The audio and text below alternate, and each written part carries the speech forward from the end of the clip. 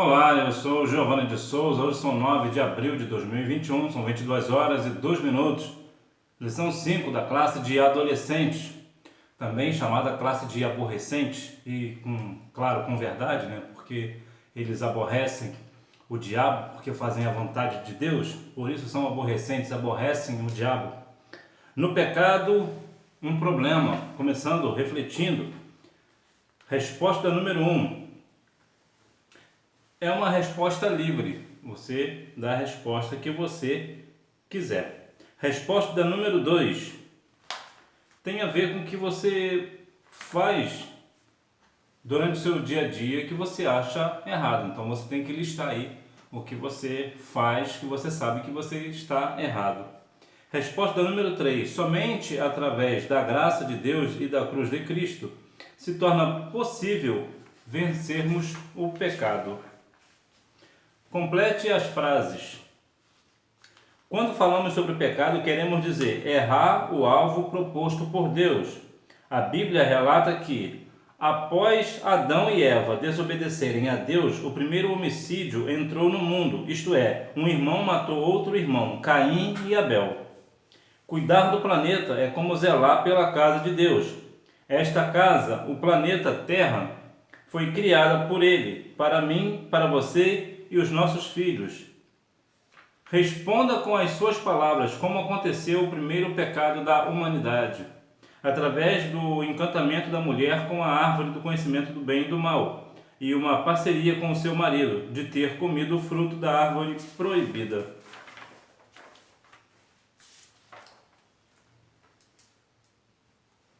Destaque: todos pecaram e estão afastados da presença gloriosa de Deus. Aos Romanos capítulo 3, versículo 23. No pecado, um problema. Vamos separar dois pontos. Primeiro, o pecado. O que é pecado? O pecado é errar o alvo, é desobedecer a Deus, é se rebelar contra Deus, se rebelar contra os seus mandamentos, não obedecer os seus mandamentos. E o que é o problema? O problema é uma questão matemática, por exemplo, que aquele seu professor te passa aquela questão, aquele problema matemático que você não gosta, certamente, né? Isso é um problema, é uma proposta duvidosa que pode ter várias soluções. É algo difícil de resolver. Isso seria um problema. Portanto, nem todo problema é pecado, mas geralmente todo pecado gera um problema.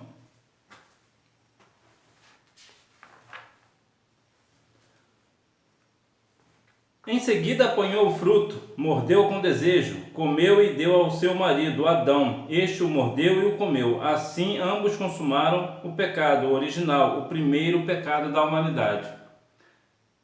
Há um ensinamento que é até compreensível das pessoas dizerem que o fruto proibido foi uma maçã, o que provavelmente não deve ser possível provar isso, como diz Gênesis 3:6. A Bíblia não menciona que fruto que era, mas muito provavelmente não era maçã. O erro se dá devido à tradução. A mesma palavra que é usada para o mal é também usada como tradução como maçã. Então, na hora de traduzir, traduziu-se desta forma.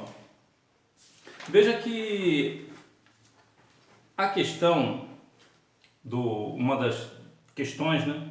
Que na verdade isso vai abranger muita coisa, mas eu quero dizer algo principalmente para você, menina, adolescente. Isso também, claro, serve para hoje, adolescentes, mas é mais para as meninas, que é a questão da aparência.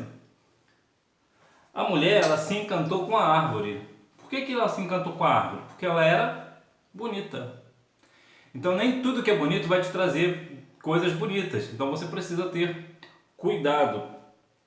Veja que aqui há um outro erro também, ensinamento equivocado também, que a Eva foi a principal questão do erro. Não, o erro principal foi de Adão.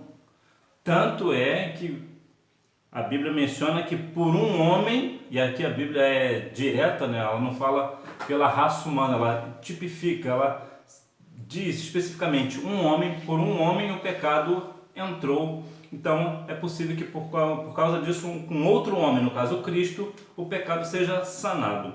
Então a culpa, que seja clara, a culpa foi de Adão. E por que foi de Adão? Porque Adão, ele permitiu, né? Ele foi conivente com o erro de sua esposa, né? de Eva. Ele, ao invés de reprimir, repreender Eva, ele também participou, ou seja, ele ficou conivente com o erro da esposa. Então veja que em seguida apanhou o fruto, mordeu com desejo, comeu e deu ao seu marido Adão. Este o mordeu e o comeu. Assim ambos consumaram o pecado original. Ou seja, ambos erraram, ambos pecaram. Mas volto a enfatizar que o grande problema foi de Adão. E isso ocorreu no Jardim do Éden, certo?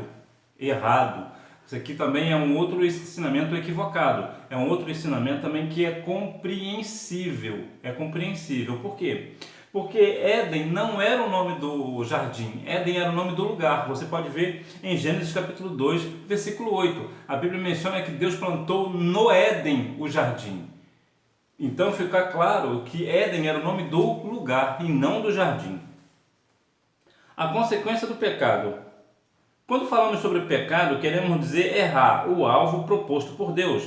Ou seja, escolher o prazer do próprio, ou melhor, o prazer próprio.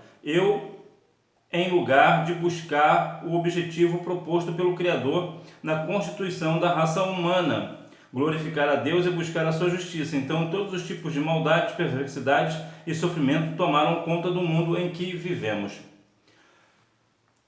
Como alguém comete um pecado, seja ele de qual natureza for, ele sempre irá virar uma consequência, ou seja, um problema. Por isso que nós cremos que no pecado há um problema. Como eu falei no início, nem todo problema é pecado, mas geralmente todo pecado gera um problema. E o problema da consequência do pecado é tão grande que até a terra sofre. Você pode ver em Romanos capítulo 8, versículo 22, que a Bíblia vai mencionar sobre a questão do sofrimento da terra. Até a terra vai sofrer por conta desse pecado. E a Bíblia vai falar também em João 8, 32 e 36 a respeito dessa questão. Veja que o pecado, ele vai gerar alguns problemas, e muitos problemas na verdade. Vemos hoje um mundo cheio de situações erradas, equivocadas, tudo fruto do problema. Mas se o Filho do Homem vos libertar, verdadeiramente sereis livre. Então veja que quando você é livre, você faz o que você quiser. Você planta o que você quiser. Entretanto, vem uma consequência também. Mas como você está livre por Cristo, você só vai plantar aquilo que é bom. Como Jesus falou, né? Quero que a minha alegria esteja em vós. Você vai lá, dá fruto e o vosso fruto permaneça. Então é um fruto bom. Então vejamos que o pecado, ele vai causar toda a consequência de coisa ruim. Não existe consequência boa vinda do pecado. Eu digo num sentido geral. É claro que há alguns quesitos, como por exemplo o salmista disse que em pecado me concedeu minha mãe. Então tudo é uma consequência do pecado. Então claro que nós, que temos a natureza humana, sendo filhos ou pais, um dia nós seremos filhos, outros dias nós seremos pais e mães, nós também passamos pela mesma natureza pecaminosa. Por quê? Porque ninguém se torna pecador. Nós já nascemos pecador. Por isso que o salmista vai falar que em pecado me concedeu minha mãe.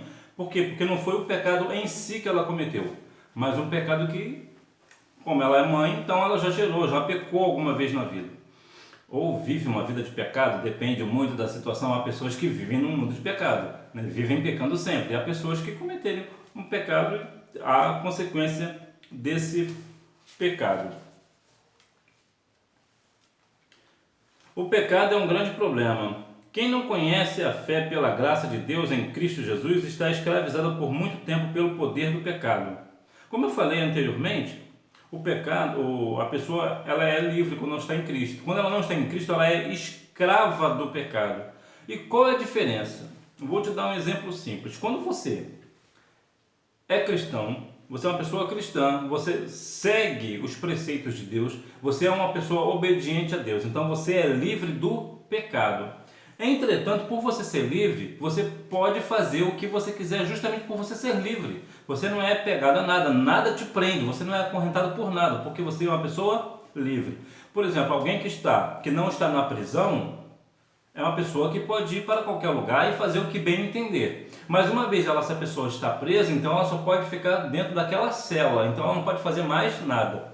A ideia da escravidão do pecado é a mesma coisa. A pessoa que é escrava do pecado, ela vive para pecar, ela é presa pelo aquele pecado, ela não consegue se livrar daquele pecado, ela vive cometendo aquele pecado. E por quê? Justamente porque ela é uma pessoa presa, ela é escrava do pecado.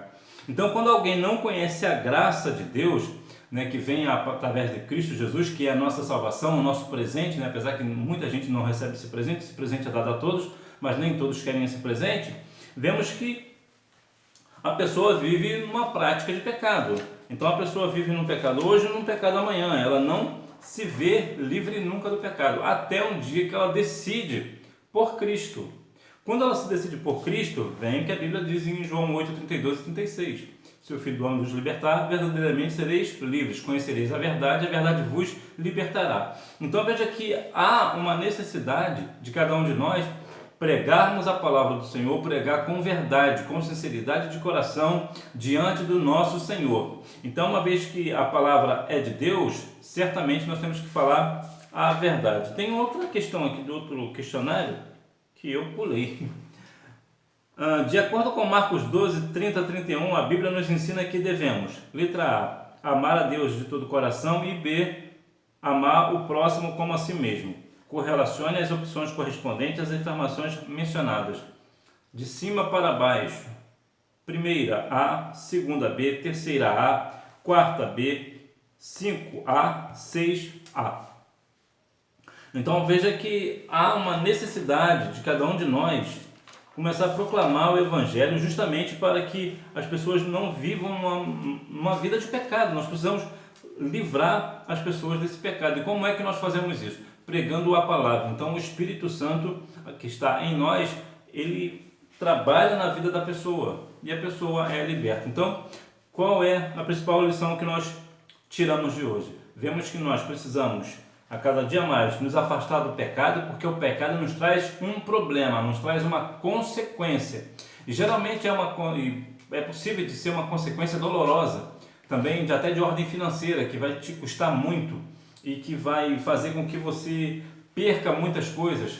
Então, é perigoso viver uma vida de pecado, até porque alguém pode, vivendo uma vida de pecado, perder a sua salvação. Por quê? Porque pode cometer pecado, morrer naquele pecado e perder a sua salvação. Isso é um dos pontos. Outro ponto é para as meninas principalmente. Cuidado com aquilo que é belo. Nem tudo que é belo vai trazer coisas belas para você. Você pode, por exemplo, estar paquerando, por exemplo, um menino muito bonito, mas o rosto bonito também conta lindas mentiras. Então você precisa ter cuidado. E eu quero crer que quando você está namorando, seus pais saibam disso. Então veja, apesar que você também adolescente nem deveria estar pensando em namorar, né? Você precisa mesmo era estudar, né? Mas todavia, isso aí é uma decisão sua com seus pais. De qualquer forma, de maneira nenhuma namora sem seus pais saberem. Então veja que é um problema a questão da beleza, até para nós homens também. É uma lição que nós precisamos compreender, que nem tudo aquilo que é belo, nem toda aquela moça que é bela, ela é de Deus para nós, é um presente de Deus. E às vezes nós homens acabamos sendo levados pela beleza da jovem. A gente precisa também ter cuidado com este negócio. Para as meninas é mais aquela questão, né, daquela boa palavra que uma pessoa dá, palavra boa que eu digo, não necessariamente boa, né, mas uma palavra bonita, né, aquilo que ela quer ouvir. Então precisa ter cuidado com essas questões, que muitas das vezes também as coisas belas também trazem muito pecado em si, né? Precisamos ter cuidado com este negócio. Veja, por exemplo, algumas questões aí do mundo que vem sempre bonita, né? Vem em belas embalagens justamente para tirar a nossa atenção. Porque é bonito, eu vi que era bonito, então veja que aqui Eva foi uma das coisas da Eva, ela se deixou levar pela beleza da árvore. Então nós precisamos ter cuidado com aquilo que nós estamos vendo, precisamos ter cuidado com aquilo que andamos fazendo para não sermos escravos do pecado, porque uma vez que alguém é escravo do pecado, ela está presa ao pecado e fica uma vida de pecado e acaba perdendo a sua salvação. Então nós precisamos compreender também que tem o outro lado. Algumas vezes nós podemos, claro, tropeçar e pecar, mas nesse caso nós temos o advogado justo que é Cristo Jesus. Nós precisamos levar os nossos corações, confessar o que está no nosso coração diante do Senhor, como diz Provérbios 22:13, aquele que encobre o pecado, né, não vai alcançar a misericórdia, mas aquele que confessa e deixa alcança a misericórdia. Então, que nós venhamos, se porventura pecarmos, que nós venhamos ter o nosso coração aberto diante de Deus para confessar os nossos pecados e assim ser perdoados pelo nosso Senhor e Salvador Jesus Cristo. Que Deus em Cristo continue abençoando a sua vida, que você tenha uma boa aula e não deixe de ir à Escola Bíblica Dominical, até porque quem faz a escola é o aluno. Tchau!